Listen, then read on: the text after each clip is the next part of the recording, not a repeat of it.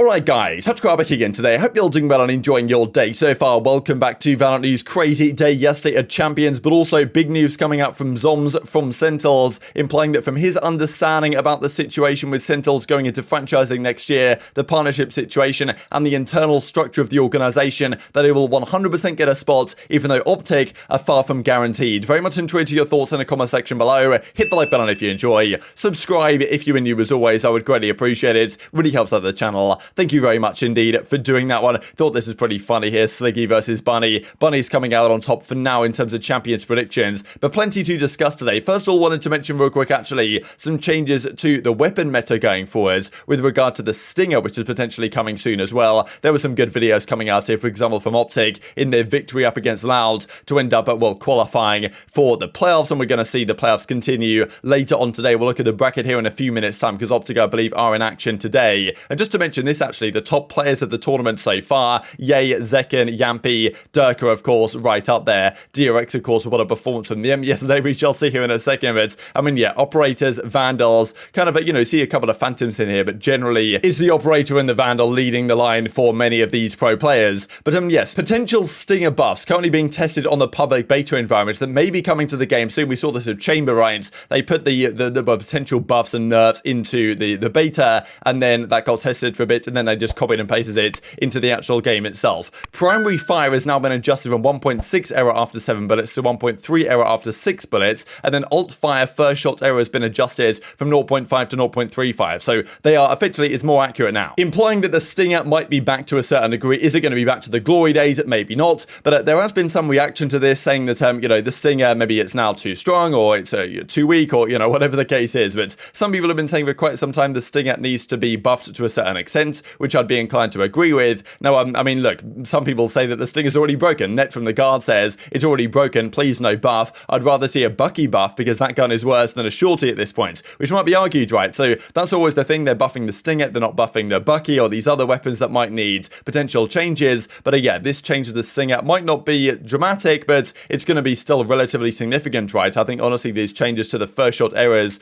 like for the alt fire, could be pretty important as well. So I suppose we shall see how this goes. But some reaction here from NRG boys, like Tech says GG's at Ethan, and then Ethan says it's over, right? So he's reckoning that maybe with the Stinger back in business that NRG are going to be at a good spot. One of the key questions is though, are NRG even going to be in the franchise league next year? I would say they are more likely than not to make it through, but it's still far from guaranteed. There's 4 organizations I would be relatively confident from North America that get through. There would be Sentinels, 100 Thieves, TSM, and then I would still think OpTic, right? Like that would make sense. I think, big organization, big financial backing in Envy, obviously great team this year, but that doesn't really mean that much. And TSM, as we saw yesterday, have actually proposed interest to actually buying the OpTic roster or doing whatever it takes to get that OpTic team to TSM for next season, which is of course a big question mark. So we shall see on that front. But I would say, I guess the 3 should be Sentinels, 100 Thieves, and TSM at minimum. The others are still far from confirmed. NRG, version 1, the guard,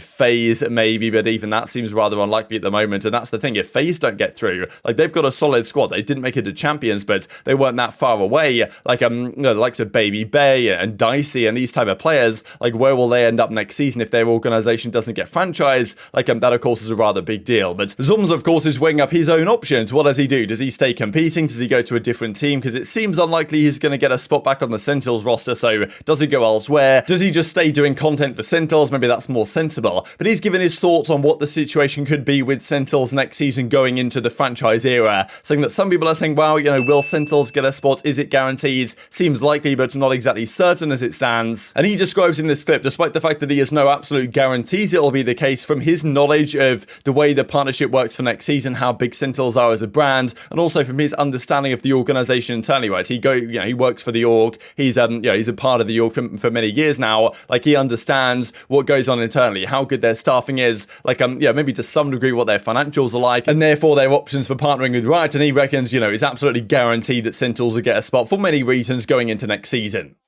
What if Sen doesn't make franchising? But that's literally impossible. Sentinels is literally the biggest brand in Valorant. Now it'll never happen.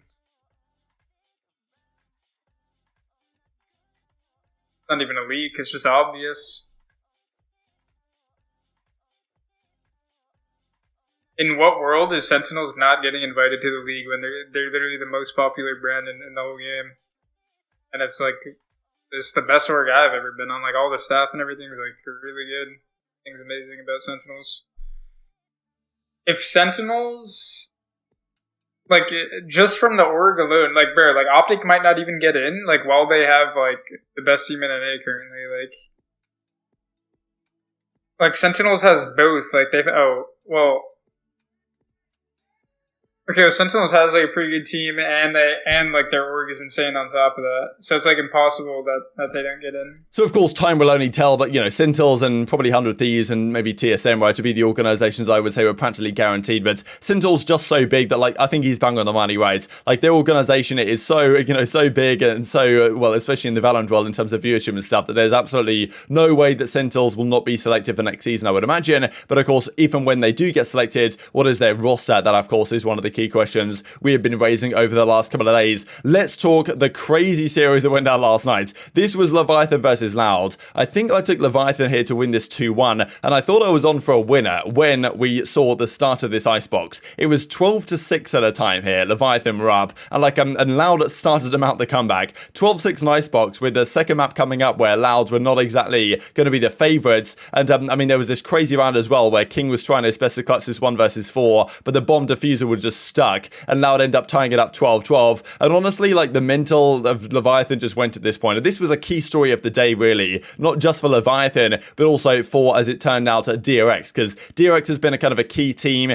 over the last, you know, couple of years, or certainly last 12 months, where people have said, yeah, DRX, they're so good on paper, but they get to, like, you know, the quarterfinals or something, they get to top 6, and their mental just collapses, right? And I think we saw that to some degree from Leviathan, up 12-6, to lose 8 rounds in a row, to lose the map, like, that was pretty bad. And then they went to, of course, a Haven, and Loud took this one relatively convincingly in the end. So yeah, Leviathan be kicking themselves for that one after how well they showed up in the groups, and then come in here with a 12-6 advantage on Icebox, throw it away, Loud win it. I mean, impressive stuff, of course, from them. So Loud advance to the upper semi-finals. We'll see who they shall play here in just a second, but yeah, great performance from Loud. LATAM representatives Leviathan down to the lower bracket, and this was the key. Like, this was a crazy series, man. FPX versus DRX. This map 1 was like the best map of the tournament by far so far. Like, it went to overtime, and the overtime was absolutely immense, right? There were so many rounds going ridiculous ways. Like, you know, Buzz had some nice, you know, kills early on, and actually it was DRX with a big advantage early. I think they went up 5-0, maybe even more, and then FPX started bouncing back. They take it all the way. At this point, it was 12-8. A similar situation, really, too, where, you know, Leviathan found themselves in up 12-6, choking the lead. DRX went up 12-8, and then they lost 4 rounds in a row. FPX brought it back to overtime, and the overtime was immense, right? The amount of rounds like this, I mean, this was like, this, honestly, when Artist clutched this round, I was like, there's absolutely no chance they don't win this game. 1, 2, 3, like, absolutely ridiculous from Artist, man. This man can absolutely do no wrong, they were saying. So at this point, it looked like, okay, wow, FPX are going to manage to complete this comeback. DRX, again, like, the mental kind of suffered in a key moment, because we've seen this before, right? This team,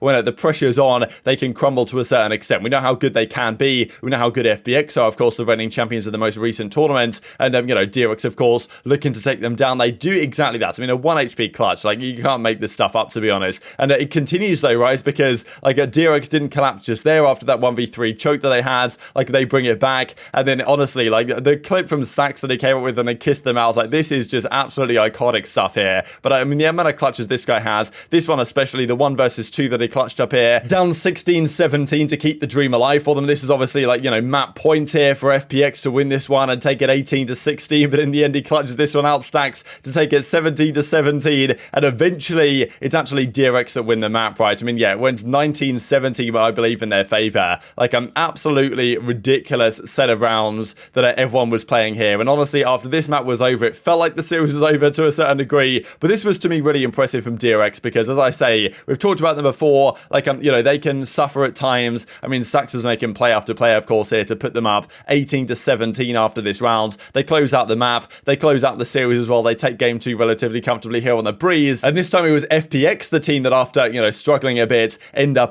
being the team that mentally really maybe can't exactly regain so hard. And DRX were just absolutely on fire after this. So unbelievable series, obviously. And yes, FPX go down, DRX move through. And we have seen this in the past, right? DRX, they make good runs early in tournaments. When push comes to shove, they're not quite where they need to be. Like this time, they seem a bit different, right? DRX, it seems, after many hard times and, choking situations where they necessarily shouldn't have done, like maybe they've now figured it out right and now can actually dominate in the manner they did, especially in this game 2 against FPX after a grueling game where they almost could have lost it 12-8 up. But I mean, yeah, remarkable scene. So DRX versus Loud, the upper semi-finals in a few days' time. Today's games, though, are as follows: Liquid versus OpTic, xNed versus Fnatic. I went 0-2 in my predictions yesterday, so I'll try and complete the full set of bad predictions. I've got to take Liquid over OpTic just because of the whole European curse that OpTic seems to have. And then I'm just rooting for xNed and the BCJ storyline so hard that I'm going to choose them over Fnatic, even though it doesn't make much sense. But I'm going to go for it regardless. They beat FPX, they can beat Fnatic. So yeah, those are my 2 winners of the day. But very much intrigued to your thoughts on all this stuff in the comment section below. Hope you guys enjoyed the video. If you did enjoy it, hit on the like button. Tell us YouTube gods, this is a good video. I was like you should see it as well. And I've grown the competitive Valorant community. Thank you for watching as always. Take care, and I'll see you next time.